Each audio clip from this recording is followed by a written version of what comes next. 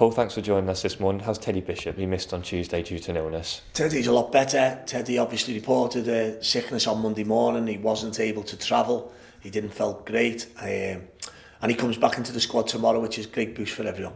Elsewhere from the club, Liam Richardson getting the management job at Wigan. You obviously know him so well. I'm sure you've got best wishes for him. Oh yeah, best wishes to Liam. You know, we lost the Wigan Athletic Football Club 12 months ago. Wigan Athletic have now got the football club back, it's amazing for the supporters because, you know, you see now even with the Super Leagues going on and all that, you know, Wigan fans rallied round it unbelievably well. You know, 75, I think Wigan people lost their jobs at the time, which is horrific for the town. They've had 10 months of real pain. The club on the pitch is doing really well, which is probably why Liam's got the job. You know, off the pitch now they've got new owners, and I think as everyone knows, I wish Wigan Athletic ever so well in the future. 4 games left for us this season. What do you want to see? We want to finish the season strongly and well. Do you know, it's the disappointment. It's been a tough few weeks for everyone where, you know, Marcus, you know, relinquishing the club, our new owners coming in that are offering everyone such a bright future. Do you know, it really is great to see an ownership of a club with people with a pedigree in sport. It's really, for myself, it's refreshing, for the club it's refreshing, but most importantly for the supporters.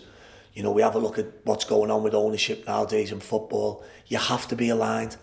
We have to be as one, we have to be together, we have to support each other. And I think our fans will be delighted with the proposed plans our new owners bring. So while we've got to finish the season well, we want to win football games. I think looking to the future, I think our fans can be happily unhappy, if that makes sense. Yeah. Happily unhappy, I like that, yeah, happily unhappy.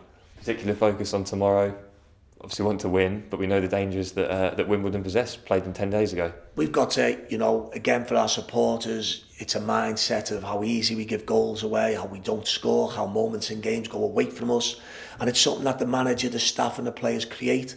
So at the minute we've created, and I'm totally talking about myself, a really fragile culture of where any type of disappointment looks like we'll go the wrong way. And that'll be changed over a period of time. Tomorrow, it's an opportunity for our lads to play on a lovely pitch at Portman Road. The weather's good, the sun's shining, we're on the back of really couple of bad defeats away from home, 3-0 and 3-0. You shouldn't really need managers to motivate you. You shouldn't. You know, the motivation must come from the pride you feel in wearing the shirt and the disappointment you feel from being hurt yourself. So we'll expect a good reaction tomorrow. Again, outside of the football club, one thing dominated football earlier this week, talks of the Super League. I know you're a passionate Liverpool fan, Paul. What were your thoughts on that? Your thoughts on it were, first of all, shock. You know, that clubs can have meetings like that. Such big meetings can get so advanced without even the managers knowing. And if I'm Jurgen Klopp, and I love Jurgen Klopp, I would be very disappointed if I was manager of the other clubs. Jurgen Klopp epitomises everything that Liverpool people love. With his passion, how much he cares for the club and the direction he takes the club. For our club to let him down, and also our supporters down where they think they are multi-billionaires and they come in the stadium and sit upstairs with all the money in the world. Our fans at Liverpool will not be dictated to by anyone. The fans are at Liverpool like the other clubs, and greatly me affection's not for the other clubs, you know, but for Liverpool football clubs, you can't treat our supporters like that.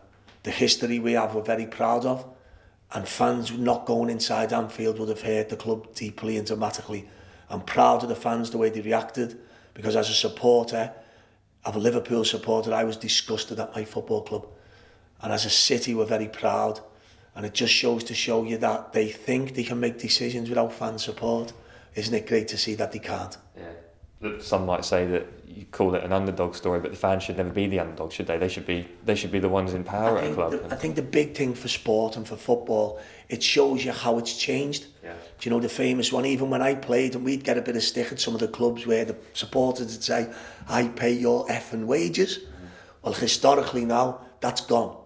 Us supporters now, including myself, I have a season ticket at Anfield. We don't pay players' wages no more. And that now means that we can get treated like that and that we don't care. The reason being that money's took over football. We all know that. We all know the money and the greed at the top is too much. But you can't disrespect supporters all over the country, whether that be Ipswich Town, Liverpool, Barnet, Wigan, Morecambe, it doesn't matter. Everyone loves the club. And as a supporter, you want to feel a fan's engagement. and the fans' engagement means that you're proud of it. That's one of the big things for Ipswich now, you know, that we're aligned as a club, and you want to be aligned. If people want to discuss Super Leagues and all of the above, then the fans must have an input in it to treat them like they did. And then the reaction was great from sport, the reaction was great from every club in it, because it just showed you that the powers that be think they can make big decisions. No, you can't. No, you can't.